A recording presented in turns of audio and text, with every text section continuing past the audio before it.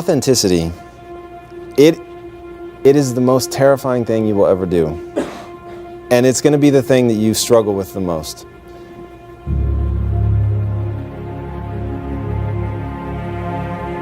Because being accepted is awesome, right? Being admired is awesome. Being loved by your peers is awesome. The greatest joy in life is to be who you truly are. And the reason I think that really is the greatest joy in anyone's life is there's such a harmony when you're being you, right? You're not fighting your instincts or your impulses or the things that make you odd or awkward. They're also the things that make you unique and interesting. And it's such an amazing thing to know that in all of human history, there's never been someone just like you. And in that uniqueness, there's something wonderful. What you will be able to offer the world is fundamentally different because you're shaped by your environment as much as you're shaped by your genetics. You're shaped by your time period as much as you're shaped by your genetics and your environment. Like all of these confluence of events come together to create something amazing. So all of those things that you think are wounds, are hurts, are things that have degraded you or chipped away at who you are, they're just the things that have made your voice more unique. They're the things that make you, you. But it means like bring you to the table, right? When you have a view or a vision that's different, share it, believe it, trust it, voice it. And in that, the only warning I will give you is never be dogmatic.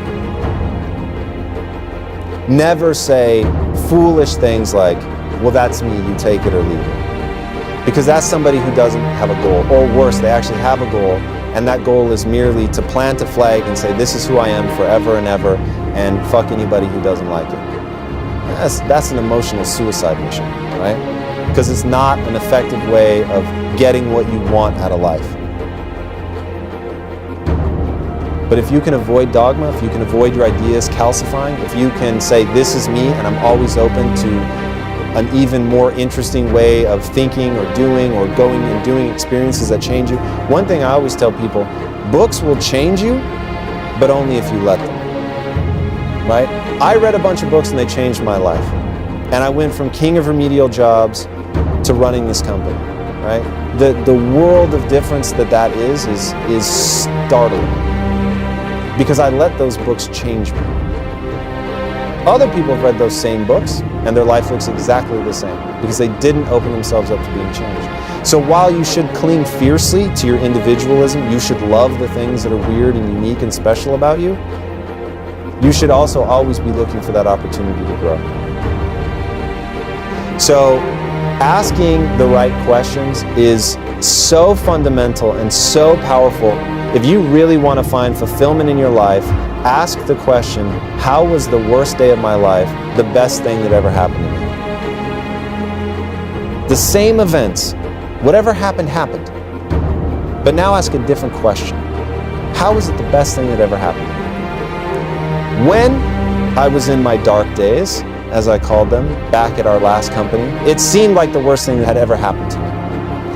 And when I started saying, how is this the best thing that ever happened to me? I realized that Quest was a company born of misery, and how amazing that was, because I was so angry, I was so frustrated, I was so hell-bent to do things differently that almost out of spite, I was like, I'm gonna make every day beautiful, I'm gonna love what I do, even if we fail, it's gonna be fun, and those became like the building blocks, but I never would have gotten to that. I never would have gotten to that aggressive mandate. But we never would have gotten there if it hadn't been miserable because we would have just kept going along. You get what you focus on. You get what you focus on. If you focus on fear, dread, incompetence, possible danger, possible failure, then that's where your mind is. Your mind is totally consumed by those thoughts.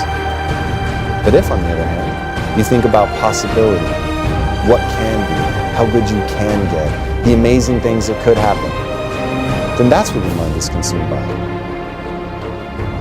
There are two wolves in your nature. You're going to get more of whichever one you feed. You've got the fear wolf, you've got the courage wolf. If you feed the fear wolf, you get a strong wolf, all geared towards fear. But if you feed the courage wolf, on the other hand, you get a strong wolf, all geared towards doing, being courageous. The questions that you ask yourself will determine your life. We made in a day in Quest what that company makes annually by asking one different question. How can I bring value to my 1,000 true fans? So however successful this one was, it is dwarfed. Not only in emotional and spiritual joy, fulfillment, happiness, but just raw dollars. Once we stopped asking the question of profitability and we accepted that it had to ensue from other choices, then really exciting things happen, because that is acknowledging the human experience. That's acknowledging what you need to do to really connect with people. Let yourself be impacted. Let yourself be changed. Yeah? Let yourself be changed. Like, open up to really being impacted and saying, right here, right now, in this moment, I'm going to let this new piece of knowledge fundamentally impact my behaviors. And so in that moment, I realized that I had this decade of focusing on why. I needed to understand for myself why I do things. And in that why, it was so powerful for me. It moved me forward, and it gave me the energy that I needed to generate change in my life to really move forward. But why is the empty dream? How is the execution that makes the dream a reality? I'm not interested in being an empty dreamer. And it's fun, and I use the word empty to make it derogatory, but I love dreaming. Like, dreaming is beautiful, and dreaming will allow you to paint a compelling future for yourself, but at some point, you've got to open your eyes and then create the world that you see in your dreams. You've got to create it. It's very active. It's not going to happen by itself. What are the actionable steps that I'm going to take? They're very simple, identifiable, attainable skills that you're going to need to get where you want to go. And then I will say the one universal thing that everyone needs to do, you got to get control of your own emotions. The only thing that holds you back is your mindset. There's no problem that we can't solve.